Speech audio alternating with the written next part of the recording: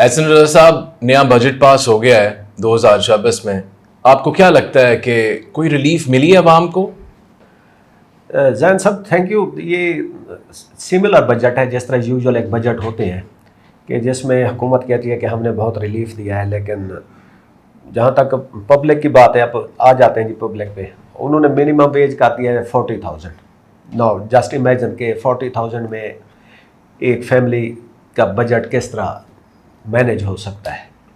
Aside 7% उन्होंने pensions और salaries में इंक्रीज़ किया है जो पब्लिक सेक्टर है, और यही इसी को शायद फॉलो करती है फिर प्राइवेट सेक्टर भी, और वो करते हैं या नहीं भी करते।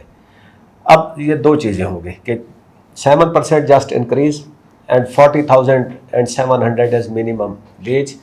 अब दूसरी तरफ आ जाते हैं, उन्होंने कहा कि रिलीफ क्या दिया है कि सैलरी स्लेब जितनी वो आपकी वो इनकम टैक्स की वो स्लेब वो था, उसमें उन्होंने 2% कम कर दिया। मेरी सैलरी पे जो इनकम टैक्स था वो 23% था, अब उसको उन्होंने 20% कर दिया है।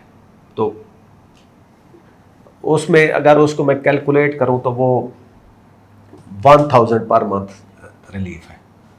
तो अब उस 1,000 जो जितनी मनी हमारी डेप्रिशिएट हो गई है उसके मुकाबले में अब उन्होंने जिनको रिलीफ देना था, अब बिजनेस क्लास पे जो ड्यूटी टैक्स था वो ख़त्म कर दिया।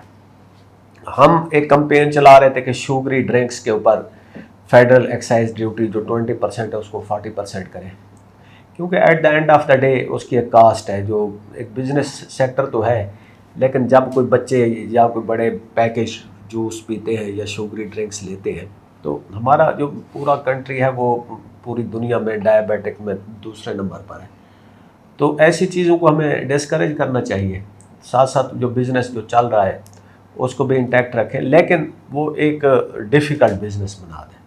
तो उस पर उन्होंने वो फेडरल ड्यूटी 2% कम कर दी, 20% थी उसको 18% पे ले है। तो कहीं पे हम देखते हैं कि ज़्यादातर जहाँ पे उन्होंने एलीट जो फ्रेंडली बजट इसे कहा जा रहा है, बाकी ऐसा ही है कि उनको ज़्यादा उन्होंने रिलीफ दिया है और पब्लिक के लिए रिलीफ नहीं है।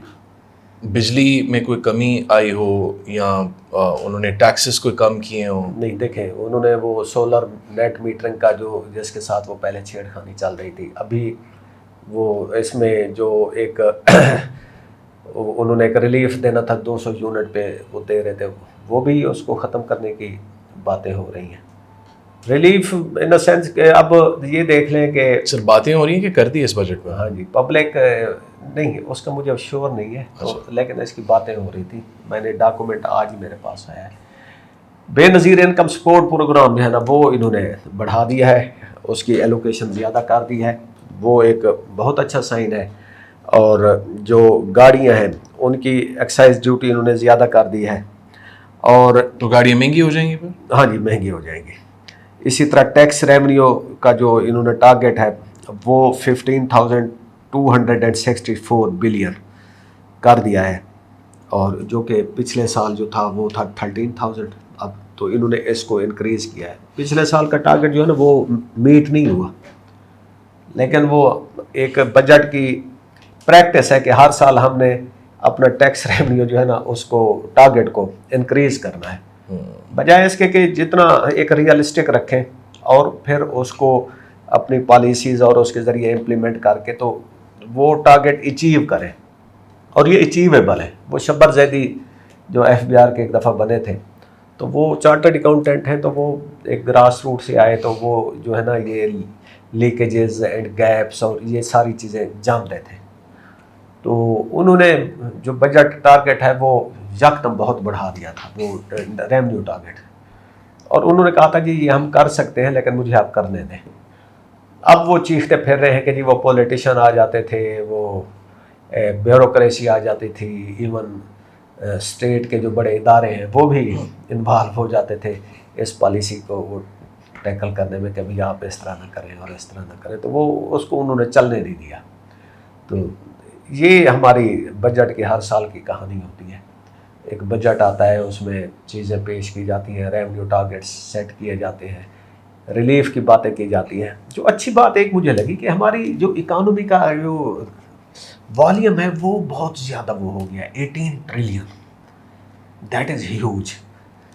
अब उसकी वजह ज़्यादातर हमारा जो इनफॉर्मल सेक्टर है उसकी कंट्रीब्यूशन है। हमारा जो फॉर्मल सेक्टर है, हमारी जो एक्सपोर्ट्स हैं, रेवेन्यू टारगेट्स हैं, वो तो वही है, लेकिन जो इनफॉर्मल इकानमी है, खैर इसी ने शायद पाकिस्तान को इंटैक्ट रखा हुआ है। हमारी जो ग्रे इकोनॉमी है, ग्रे अब मेरा ख्याल है टैक्सेस जो उन्होंने बढ़ाए हैं उसका भी कंट्रीब्यूशन है ना बजट को बढ़ाने में। देखिए, टैक्स जो टैक्स्ड वो है सेगमेंट, वो पहली सैलरीड क्लास है, उसके बाद कॉरपोरेट है और सर्विसेज।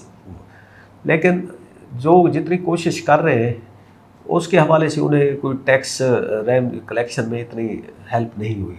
जैसे वो चाहते हैं जी, जो एक आपके नेबरहुड में एक डॉक्टर है, क्लिनिक चला रहा है और उसके पास बहुत रश है, तो ही शुड बी टैक्स, वो उसकी इनकम पे कोई टैक्स नहीं होता। इसी तरह आपके नेबरहुड में होटल चल रहे होते हैं, रात गए तक उधर रश होता है, वो टैक्स नेट में नहीं है। आपके नेबरहुड में एक कोई ट्यूशन सेंटर होता है, कोई स्कूल होता है, ठीक है, ये तो चेन्स है ना बड़ी बड़ी, उनसे हट के आप देखते हैं कि स्कूल्स हैं जी जगह जगह पे। वो तो ये जो सर्विस प्रोवाइडर्स हैं ये हमारे टैक्स नेट में नहीं है। मैं सैलरीड पर्सन हूँ, मेरी ऑन सोर्स वो कट जाती है सैलरी, मेरे पास एस्केप का कोई रास्ता नहीं है। जो दूसरे हैं सर्विस प्रोवाइडर्स, उनको टैक्स में लाना चाहिए। और पिछले दिनों मैं एक नशस्त में था, उधर डॉक्टर इशरत हुसैन थे जो इकोनॉमिस्ट हैं और स्टेट बैंक के गवर्नर रहे हैं। उन्होंने कहा जी, लाहौर की ये जो चूना मंडी है इसमें बिलियन रुपीस का कारोबार होता है डेली और सारा चेट पे होता है, वो जो पान मंडी है। तो उन्होंने कहा कि वो उधर जाएं, उनसे बात करें आराम से कि भाई आप किसी तरह फाइलर बने, थोड़ा बहुत टैक्स नेट में आए। लेकिन वो गवर्नमेंट पे एतबार नहीं करते, वो नॉन फाइलर रह के वो गाड़ी खरीदते हैं और उस पर एक हैवी अमाउंट दे देते हैं एक्स्ट्रा एक्साइज ड्यूटी में या दूसरे टैक्सेस में, कि वो कहते हैं जी वो हमें मंजूर है लेकिन हम टैक्स नेट में नहीं आना चाहते। थोड़ा ट्रस्ट डेफिसिट है, लोग डरते हैं कि जी एक दफ़ा हम टैक्स नेट में आ गए तो हमारे पीछे FBR पड़ जाएगा, एजेंसीज पड़ जाएंगी। तो ये ट्रस्ट गैप जो है ना, इसको ख़त्म करने की ज़रूरत है।